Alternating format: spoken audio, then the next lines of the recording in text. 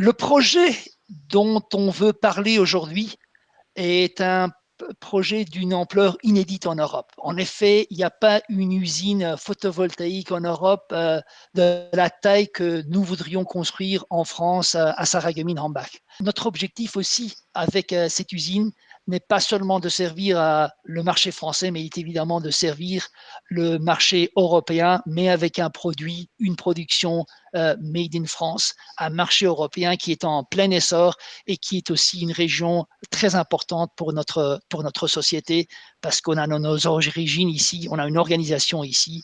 Pour les travaux, si tout se déroule bien et si nous avons un accord de notre management et de notre board, on aimerait commencer les travaux vers juin, juillet de 2021 et la mise en service sera faite en deux étapes. Une première étape en 2022 pour la première phase, comme on vient de le mentionner, et pour la deuxième phase en 2025.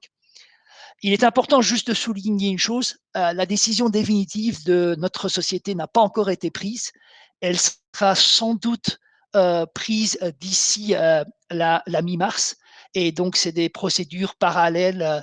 On essaie d'obtenir tous les permis, mener à bien la concertation préalable et travaillons en parallèle sur tous les volets stratégiques qui, nous espérons, mèneront à une décision vers la mi-mars. Comment se déroule cette concertation préalable sur le projet porté par REC Solar France? Elle commence lundi prochain, donc le 14 décembre 2020. Elle durera jusqu'au 8 février 2021. Qu'est-ce que ça veut dire qu'elle commence le 14 décembre? Cela veut dire qu'à partir du 14 décembre, la rubrique participative sur le site internet de la concertation sera active. Donc, à partir du 14 décembre, le public pourra poser des questions, émettre un avis, formuler une contribution sur le projet et sur la démarche de la concertation, et cela jusqu'au 8 février 2021. À partir de la semaine prochaine, dans l'ensemble des mairies concernées, un dossier de concertation, une synthèse du dossier seront consultables en version papier, et également, ce qui est très important, un registre papier sera mis à disposition du public, c'est-à-dire les personnes qui ne pourraient ou ne souhaiteraient pas participer au temps de concertation pourront quand même poser des questions ou émettre un avis ou formuler une contribution sur un registre papier. Le premier temps public de cette concertation aura lieu le 7 janvier 2021, donc la réunion publique d'ouverture. Cette réunion publique d'ouverture aura lieu au centre de communication Smart à Hambach. Elle sera également retransmise par Mosaïque Cristal sur Facebook et à la télé, bien évidemment. Le public aura la possibilité de contribuer par téléphone ou via une application dédiée qui sera mise à disposition par Mosaïque Cristal.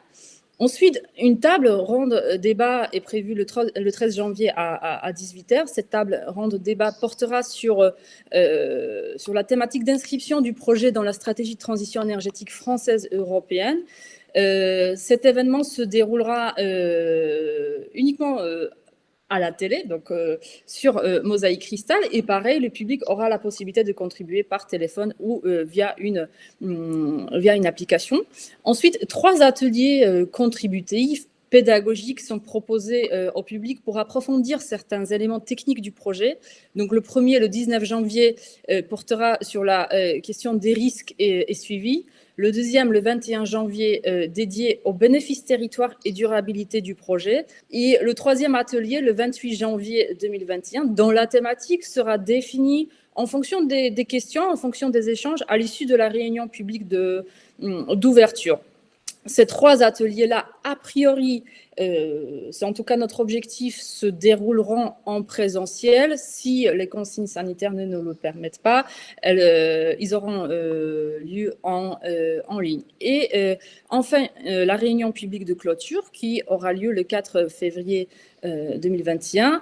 Lors de cette réunion de clôture, le maître d'ouvrage proposera une première synthèse de la concertation préalable et les premiers enseignements qu'il tire de cette concertation, sachant que la concertation dure jusqu'au 8 février 2021, c'est-à-dire pendant quelques jours encore, le public aura la possibilité de s'exprimer sur le projet via la rubrique participative en ligne.